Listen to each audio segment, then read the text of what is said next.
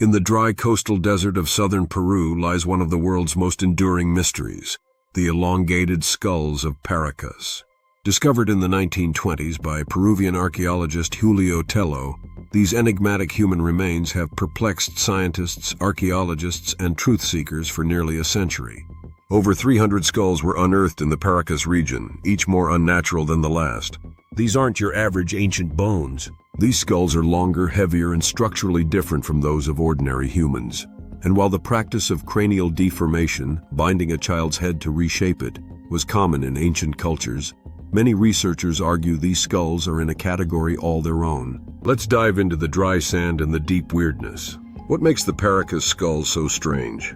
At first glance, you might assume these skulls are simply the result of head binding, a practice where cloth or wooden boards are tied tightly to an infant's head to mold it into a desired shape. Cultures all over the world did this, from the Mayans to the Huns. But here's the twist.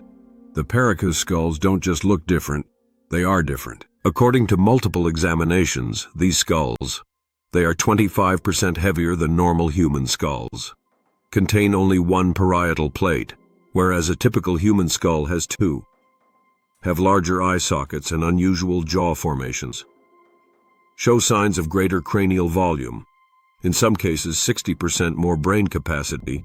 You can bind a head into a new shape, but you can't add bone mass. You can't change the number of plates in a skull. And you can't make it heavier than what's biologically expected, unless something else is at play. Enter the DNA bombshell. In the early 2010s, a few brave researchers pushed for DNA testing. The results, while limited and controversial, caused a ripple in the scientific community and a tidal wave online. According to reports by Brian Forster, a researcher and author who helped arrange the tests, the mitochondrial DNA, passed down from the mother, revealed something not human, or at least not consistent with any known human lineage. One sample was said to contain mutations unknown in any human primate or animal. The skull's DNA appeared to be more closely related to European or Middle Eastern origins, rather than Native American. This wouldn't be shocking if it weren't for the fact that these skulls are thousands of years old and predate known transoceanic contact. Is it possible that an unknown race or hybrid species once walked the Earth, leaving behind skulls that don't match our known history? Conspiracy fuel or covered truth? As with all great archaeological oddities, mainstream science is quick to push back. Many academics reject the DNA results, citing poor documentation, chain of custody issues, and lack of peer review. And yes, that's fair game. Science requires standards. But those same critics haven't offered a clear alternative. The argument boils down to this. Well, it's probably just head binding. No need to investigate further. That kind of brush-off only throws more gas on the fire for truth seekers. If it's so easily explained, why are they so uncomfortable testing it thoroughly?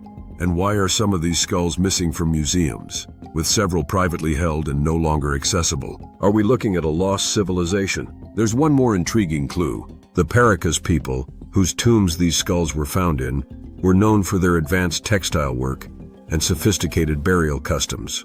But there's no written record, no epic oral history, and no living descendants with skulls like these. Did this group die out mysteriously? Were they wiped out? Assimilated? Or were they never entirely human to begin with? Some theorists suggest the Paracas skulls could be the remnants of a lost offshoot of humanity, possibly even a race of hybrids or beings from another place entirely. It may sound outlandish, but so did the idea of Troy dinosaurs and germ theory at one point. The takeaway: the elongated skulls of Paracas sit on the edge of history and mystery. Their weight, structure, and genetic markers point to something we don't fully understand, or perhaps don't want to. Whether they're the remnants of a forgotten race, evidence of early human migration, or something much stranger, one thing is clear. The official story doesn't add up. And in the world of Twilight truths, that's the kind of riddle worth digging into.